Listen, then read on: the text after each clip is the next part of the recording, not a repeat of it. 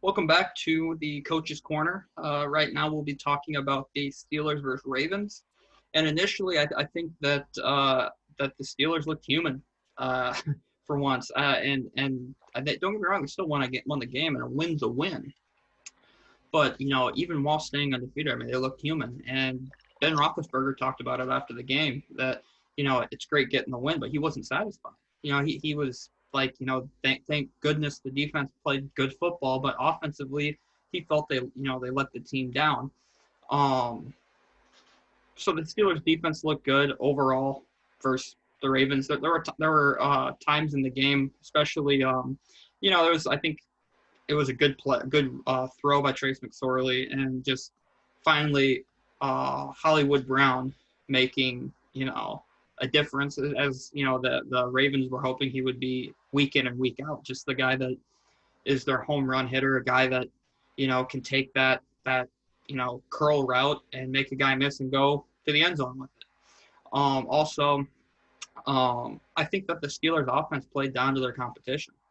And I think Big Ben knows of that, and that's why he was so disappointed in their team's performance, because he felt that they left a lot of plays out on the field. And did it work against the COVID depleted Ravens team? Sure, but if they're playing, the Chiefs or I mean, you name any other team in the NFL that is, even the Titans. That we were just talking about in the last video.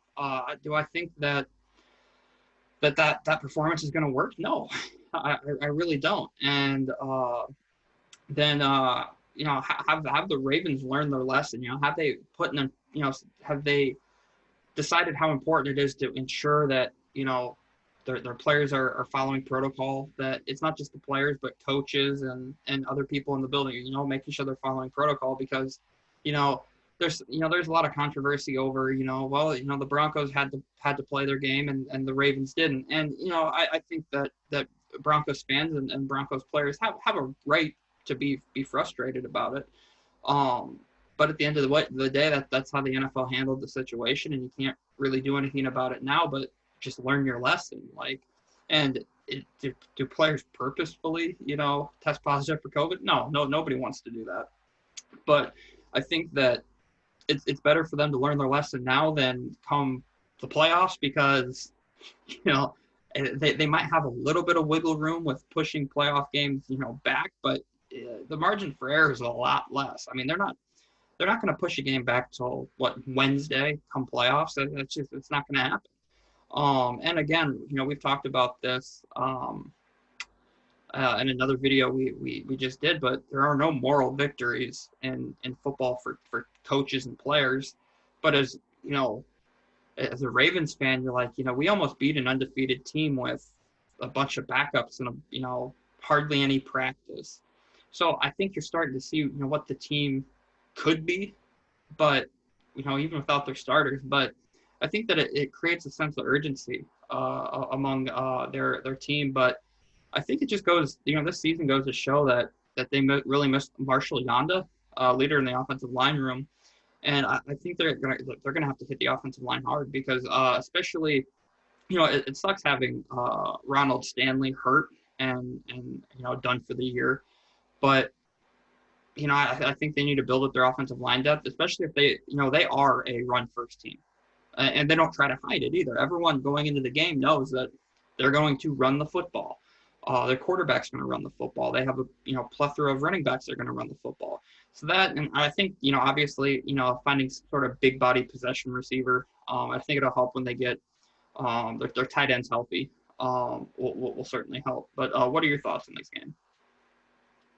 Oh man, well, first of all, starting off with the big thing, it getting played late. Yeah, it got pushed back simply because, the NFL thought that they wanted this game to be played. They thought it was going to be a good football game, rivalry game, money, right? They think maybe there's a chance Lamar Jackson's going to play. Meanwhile, you look at the Broncos, a team that's not in contention anymore, and they basically gave them the middle finger. I'm very upset by that. I'm not upset because I'm a Broncos fan. We weren't going to ever beat the Saints in the first place. Any given Sunday, yeah, I get it. But I'm upset because they're doing whatever they want because they can. And they said, oh, well, you didn't wear your mask.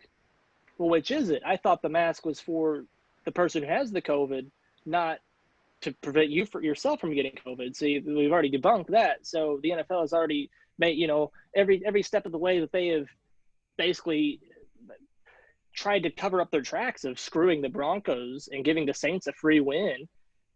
I'm not worried about I'm worried about the rest of the NFC's integrity, because we've seen this happen with the Packers whenever they played the 49ers. They got a free win. Now we just saw it with the Saints versus the Broncos. You just handed the team a free win. And whenever you're splitting hairs and over there in the NFC for seeding and playoff positioning, that's huge. There's only one bye this year. Okay, that's the number 1 seed. Right now it belongs to the Saints. The Packers are furious that Denver didn't have quarterbacks just because it didn't give them a chance to win. I think it's a joke. Looking at the game itself here with the Ravens and the Steelers, I think you hit on a lot of points. The Steelers don't have a run game, any semblance of one really. They're basically whenever I see my head coach and he asked me why I throw the ball so much, I say, well, excuse me, coach, I know you love to run the ball. Short passes are an extension of the running game. And they're just like long handoffs, right? That's how I defend myself to throw it. That's basically what Big Roethlisberger is doing with his offensive coordinator. And all of the Steelers fans are, we're running the ball. Historically, that's what we do. And Ben has to get up on that podium and be like, well, a short pass is like a long handoff, right? That's what he's doing in front of the fan base. That's what the Eagles did with Brian Westbrook for a long time. Yeah, absolutely. Yeah, I mean, 51 throws, that's a lot. In the game, you only put up 19 points. You stalled out in the red zone. I think the Steelers are a good football team, very, very underrated defense nationally. It's crazy to say because we do say they're top defense. They're still underrated in my opinion. They do a lot of things great. I think that they're going to be troublesome for playoff teams, but their inability to run the football is going to be something that is going to cause them issues. I love their wide receiver trio. I think they could attack you at all 3 phases of the field, short, intermediate, and deep. They've got guys that excel at running screens, guys that excel at running routes, and guys that excel getting open deep with their speed. And I think that that's something that is going to give teams nightmares, and that's going to give them an ability to hang tough with a Kansas City Chiefs down the road. Like you said, against the Ravens, looking opposite that, the Ravens, they just need somebody to get open. And I think the best thing that could happen for them is I know Greg Roman's been terrific. I know he's drawn up and given Lamar some highlight runs. I think the best thing is to get Greg Roman out of there and get somebody else in there at offensive coordinator and let Lamar throw it a little bit. You said the attack would be to get some offensive linemen. Absolutely, if you want to continue that power run, because they are missing Marshall Yonda. That's apparent. Marshall Yonda is going to go in the Hall of Fame. We're going to see his bust at Canton one day, right? Well, the opposite side of that is, okay, well, if we've got an athletic quarterback that can evade the rush, I think the critique is, well, why are they calling the same plays? Well, this is the same plays we called last year. We just don't have the same guys up front and the same success rate, right? Mm-hmm. The tight end depth is not as good as it was. Losing a guy like Hayden Hurst, losing a guy like Nick Boyle to injury. You look at things like that. So now maybe if you're the Baltimore front office, you're looking at, okay, now we're gonna open up and see if Lamar's truly, because I mean I know there's still questions about Lamar as a passer. So now that would be the time that you say, okay, we've got a loaded weapon class, lots of tight ends. We've got lots and lots of pass catchers. We talk about this all the time, me and you back and forth, about the talent pool in this year's draft. Maybe now's the year in the draft you surround Lamar with some talent and open the offense up. And I think that's what's going to get Baltimore to the next level, because obviously the power run is not going to get them to beat the Chiefs. It's not going to get them to beat the Steelers, because Lamar has a losing record against both of those teams. I'll throw you a curveball here. If you wanna get rid of their OC, sure. I mean, I think that that's something that could be a viable option. But this is just a name that comes to mind. But what do you think about Steve Sarkisian at Alabama? They recently have spread the ball out more, but they still have the they understand the importance of running the football, and with the backfield that they have. Could you see it? Yeah, I could see any talented offensive mind, young or maybe a little older, and just jumping at the idea of getting to play with Lamar just because it kind of opens up things you could do, whether that be straight drop back passes or sprint outs and moving the pocket.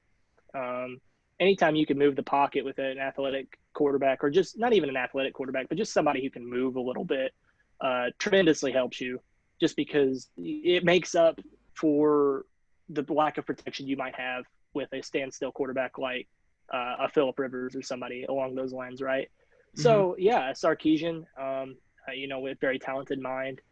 And it may not have to be a sexy name like that. It could be somebody already in house, under Hardball. It could be, um, another college name. It doesn't have to be some big name, sexy out of house option. Because, like I said, Lamar's athleticism and ability to find guys that are open.